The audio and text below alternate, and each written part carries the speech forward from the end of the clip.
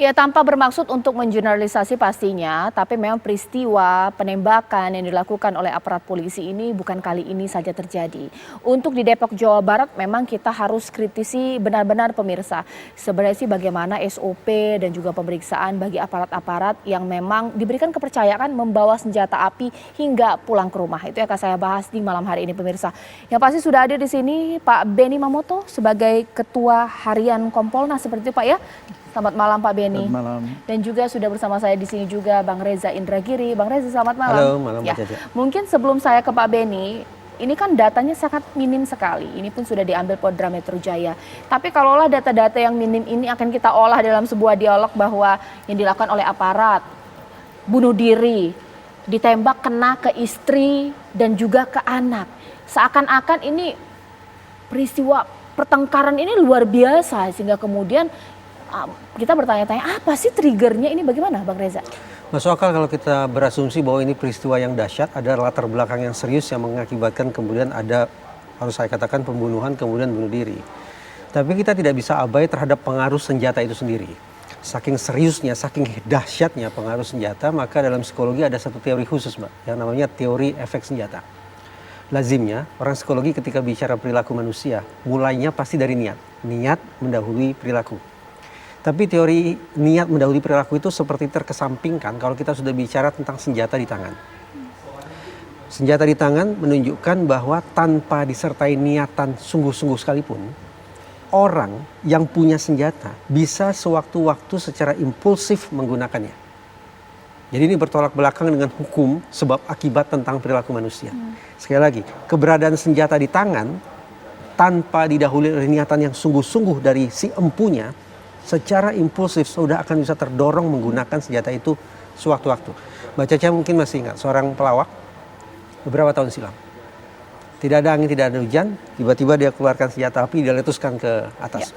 Ya. Itulah contoh konkret betapa dahsyatnya pengaruh senjata. Nah sekarang kita bisa bayangkan, senjata dengan efek yang luar biasa semacam itu, yang bisa mendorong orang berperilaku sedemikian impulsif ketika berada di tangan oleh personil yang kurang sehat secara psikologis, dampak bahayanya tentu akan berlipat ganda.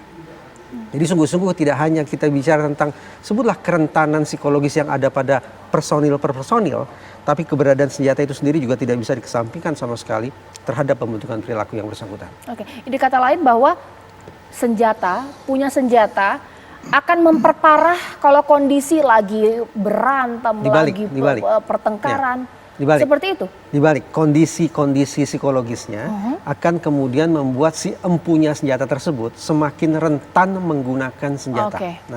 Nah Pak Beni, ini bukan kali pertama. Harusnya kan ada bentuk refleksi, perbaikan SOP, makin ketat lagi atasan melihat bawahan-bawahan yang pegang senjata, apalagi bisa bawa ke rumah. Mengingat kalau di rumah tangga kan cekcok-cekcok itu tidak terhindarkan. Ini bagaimana Pak? Ya, dalam kapasitas saya sebagai Ketua Harian Kompolnas, tahun 2001 ini salah satu isu yang menjadi perhatian kami dan akan kami dalami lebih jauh lagi, nanti tentunya bertemu dengan pihak Polri, adalah isu masalah ini. Apakah senjata itu digunakan ke orang lain maupun untuk diri sendiri, bunuh diri dalam hal ini. Ini kita akan kaji. Untuk kasus Depok ini lengkap, ke orang lain iya, ke diri sendiri iya. Di kasus lain kan ada yang hanya ke diri sendiri. Ada yang ke diri sendiri. Iya.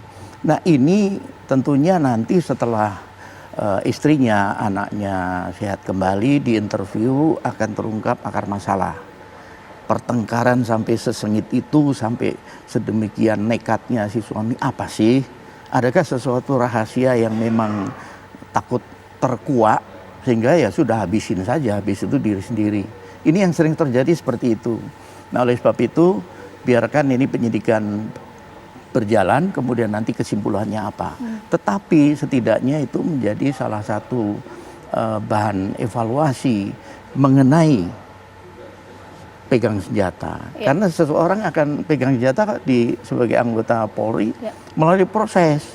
Dia harus tes psikologi dulu, latihan menembak dulu. Nah, yang kami amati adalah apakah dilakukan pembekalan yang cukup tentang bagaimana memegang senjata api, karena itu ada prosedurnya.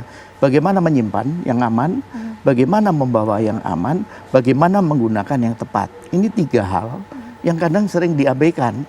Nyimpen seenaknya sendiri, akhirnya dicuri atau disalahgunakan oleh anaknya dan sebagainya. Membawa sembarangan sehingga nanti bisa direbut oleh orang dan sebagainya. Ada satu hal juga, bahwa menggunakan senjata api ini olah terampil. Semakin sering dipakai, semakin sering dilatih, maka dia akan jadi otomatis. Oke. Nah ini sering ada keluhan kan, Oke, Pak boro-boro tiap bulan latihan. Pak Benny, tapi dengan adanya peristiwa ini perlu tidak dikaji bahwa aparat diperbolehkan untuk membawa senjata pulang ke rumah, mengingat ini barang kalau sudah di rumah bisa menjadi trigger juga. Bagaimana Pak Ya, Benny? ada aturannya. Ada senjata yang menempel di diri karena penugasannya serse, intel, kemudian lantas yang hari-hari di lapangan, mereka itu nempel senjatanya. Tetapi ada pasukan yang ketika mereka bergerak ada penugasan baru ambil senapan dan sebagainya. Ini masing-masing ada penggolongannya. Maka yang perlu diperhatikan tadi, pembekalan pelatihan ini harus betul-betul dilakukan, jangan asal-asalan. Kemudian evaluasi penggunaan senjata api, bagaimana kontrol ketika apel pagi, jumlah peluru yang dipakai atau ini kondisi senjata dan sebagainya. Ini penting. Ya, oke. Nanti sesaat lagi saya tanya kepada Bang Reza bahwa agak susah kalau misalnya kita mau kaji, boleh tidak kemudian atau mungkin udahlah tidak boleh lagi bawa ke rumah senjata karena melekat. Tapi perlukah ada perubahan SOP assessment mengingat bahwa ini begitu rentan, ibarat barang panas kalau sudah ada di rumah, ada pertengkaran bisa memperburuk. Sesaat lagi di Apa Kabar Indonesia Malam.